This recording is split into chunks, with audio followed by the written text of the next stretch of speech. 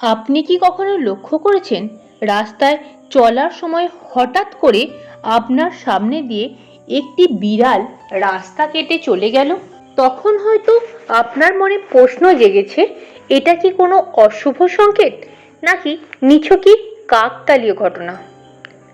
আজকের ভিডিওতে আমরা জানব এই বিশ্বাসের আসল ইতিহাস, বৈজ্ঞানিক কারণ এবং বাস্তবে আমাদের কি করা উচিত। প্রাচীন বিশ্বাস ও কুসংস্কার সম্বন্ধে জেনে নেওয়া যাক। প্রাচীন ভারতীয় সমাজে কালো বিড়ালকে রহস্যময় প্রাণী বলে মনে করা হয়। ধারণা ছিল কালো বিড়াল অশুভ শক্তির প্রতীক। ইউরোপে মধ্যযুগে কালো বিড়ালকে জাদুকরীর সহযোগীও বলা হতো।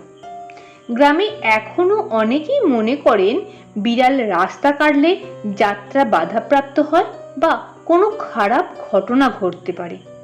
উদাহরণস্বরূপ, অনেকেই দেখবেন যদি বিড়াল সামনে দিয়ে যায়, মানুষ দাঁড়িয়ে থাকে কয়েক মিনিট কিংবা অন্য কাউকে আগে যেতে দেয়। এবার জেনে নেব এর পিছনে বৈজ্ঞানিক দৃষ্টিকোণ কি আছে। আসলে বিড়ালের রাস্তা কাটা আর কোনো খারাপ ঘটনার মধ্যে কোনো বৈজ্ঞানিক প্রমাণ নেই। এটি শুধু একটি কুসংস্কার বা মানুষের মানসিক ভয়। যদি বিড়াল রাস্তা কেটে যায়, তার মানে কেবল সে অন্য পাশে যেতে চাইছে। খারাপ ঘটনা ঘটলে সেটা নিছকই কাকতালীয়, এর সঙ্গে বিড়ালের কোনো সম্পর্ক নেই। মনোবিজ্ঞানীরা বলেন, আমাদের মস্তিষ্ক খারাপ ঘটনাকে বিশেষভাবে মনে রাখে, তাই মনে হয় তার কারণ বিড়ালই। এবার জেনে নেব আধুনিক দৃষ্টিভঙ্গি। শহুরে জীবনে এখনো মানুষ ধীরে ধীরে এইসব কুসংস্কার ভুলে যাচ্ছে।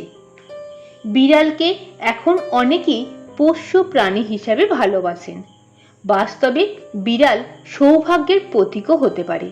জাপানে ম্যানিকোনেকো বিড়ালকে ধনু সম্পদের প্রতীক বলা হয়। তাই ভয় না পেয়ে বিড়ালকে ভালোবাসুন।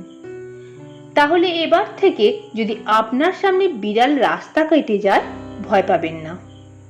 এটা শুধু একটি সাধারণ ঘটনা। কুসংস্কারকে দূরে সরিয়ে বিজ্ঞান ও যুক্তির পথে চলুন।